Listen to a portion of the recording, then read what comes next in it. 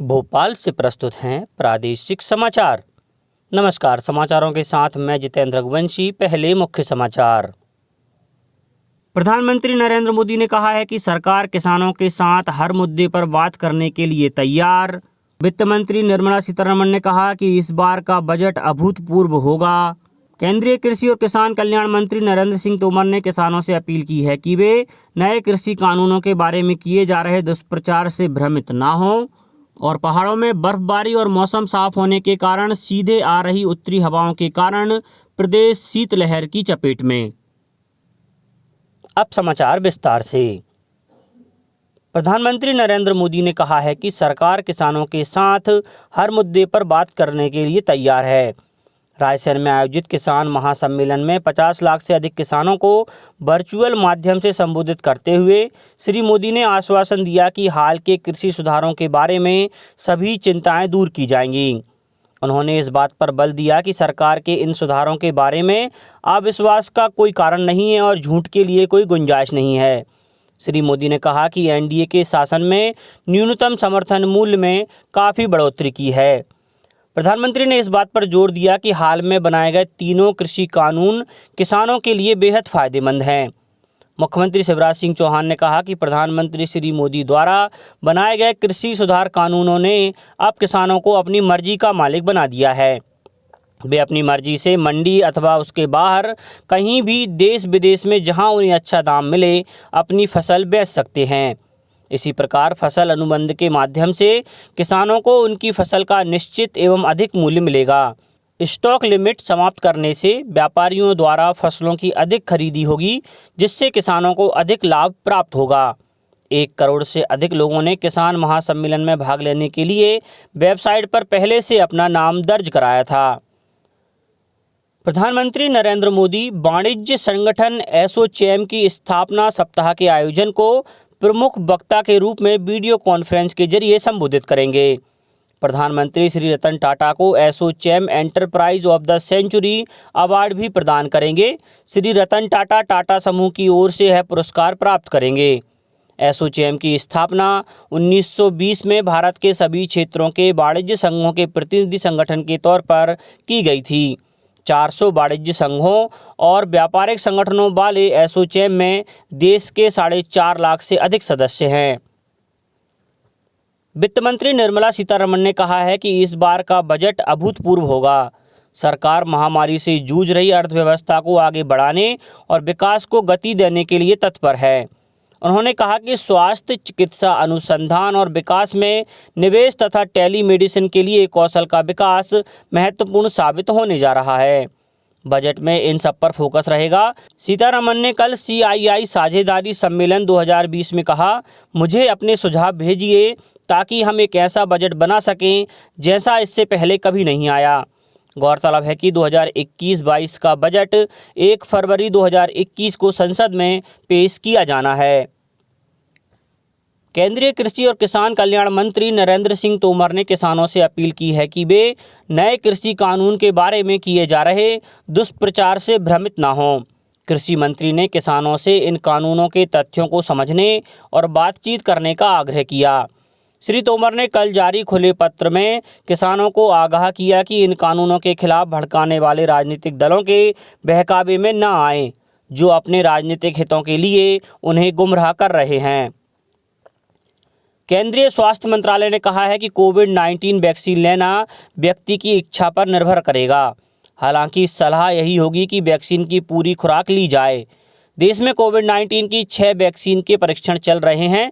मंत्रालय ने कहा कि भारत में उपलब्ध वैक्सीन भी दूसरे देशों में विकसित वैक्सीन जितनी ही कारगर होगी। मंत्रालय ने कहा कि 28 दिन के अंतराल पर टीके की 2 खुराक लेने की आवश्यकता होगी।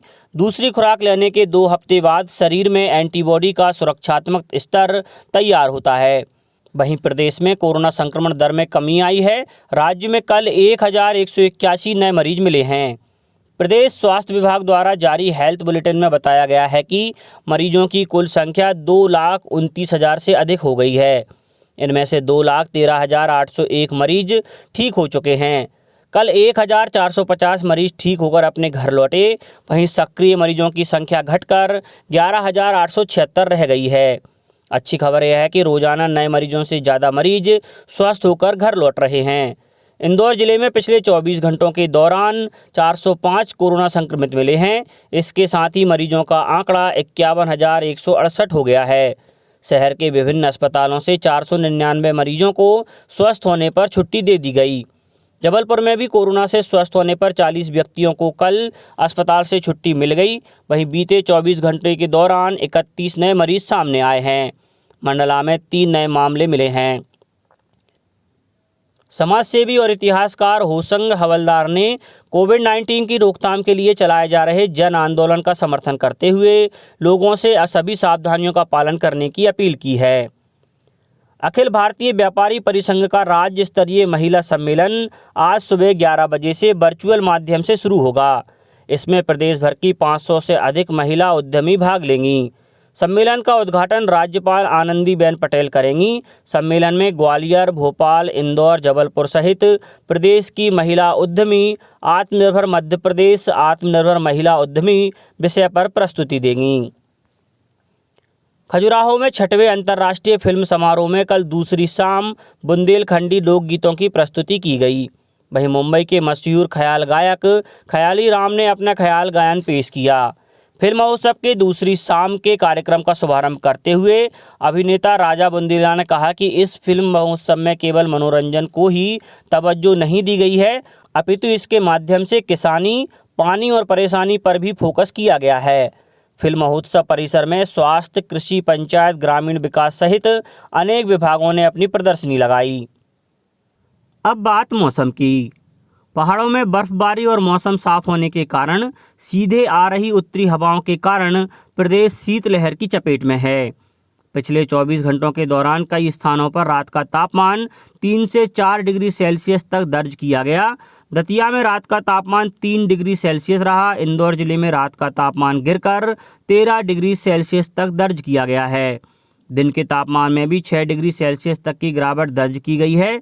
वहीं गुना में 5, खजुराहो में 4.8, ग्वालियर में 4.2 और नौगांव में 4.1 डिग्री सेल्सियस तापमान रिकॉर्ड किया गया। भोपाल में आज सुबह का तापमान 7 डिग्री सेल्सियस दर्ज किया गया। मौसम विभाग ने ग्वालियर, चंबल अंचल और सतना, रीवा जिलों में शीतलहर चलने की चेतावनी जारी की है। मौसम विभाग के अनुसार अरहर, चना और मसूर जैसी फसलों में पाला पड़ने की संभावना है। किसानों को सलाह दी गई है कि पाला से बचने के लिए फसलों में सिंचाई करें, खेत की मेड़ों पर धुआं भी करें। इससे पाला पड़ने से फसलों को बचाया जा सकता है। अब कुछ समाचार संक्षेप में। प्रदेश में शासकीय शालाओं में कक्षा 1 से 8वीं तक के विद्यार्थियों का मूल्यांकन वर्कशीट के आधार पर होगा। आयुक्त राज्य शिक्षा केंद्र लोकेश कुमार जाटव ने बताया, कक्षा 1 से 8वीं तक के बच्चों को वर्कशीट दी जाएगी। वन विभाग के प्रदेश के सभी टाइगर रिजर्व और संवेदनशील वन वृत्तों में तैनात स्वान दलों को रिफ्रेशर कोर्स के जरिए प्रशिक्षित कराया गया है। कटनी में खेल और युवा कल्याण विभाग द्वारा फिट इंडिया कैंपेन के तहत 1 से 31 दिसंबर तक विभिन्न गतिविधियों का आयोजन किया जा रहा है। कल पैदल रैली निकाली गई, जिसमें फिटनेस का डोज आधा घंटा रोज का नारा देते हुए लोगों को जागरूक किया गया। उमरिया में 87 लाख रुपए की लागत से निर्मित चिल्ड्रन पार्क का शुभारंभ करते हुए आदिम जाति कल्याण मंत्री मीना सिंह ने कहा कि यह पार्क बच्चों, बुजुर्गों और महिलाओं के स्वास्थ्य के लिए लाभदायक साबित होगा। खंडवा के मूंदी में आयोजित किसान सम्मेलन में प्रदेश की पर्यटन, संस्कृति व अध्यात्म विभाग की मंत्री सुश्री उषा ठाकुर ने संत सिंगाजी सृजन पीठ स्थापित करने की घोषणा की। खरदौन में प्रदूषण नियंत्रण बोर्ड इंदौर से आए दल ने 35 किलोग्राम प्रतिबंधित पॉलीथीन जब्त कर 11,000 रुपये के चालान नंबर बनाए। और इंदौर जिले में पर्यावरण को बेहतर बनाने और हरियाली को बढ़ाने के लिए वर्षा ऋतु में हरियाली महोत्सव के तहत 10 लाख पौधे रोपण करने का लक्ष्य रखा गया था। अंत में मुख्य समाचार एक बार फिर। प्रधानमंत्री नरेंद्र मोदी ने कहा है कि सरकार किसानों के साथ हर मुद्दे पर बात करने के लिए तैयार। वित्त मंत्री निर्मला सीतारमण ने कहा कि इस बार का बजट अभूतपूर्व होगा।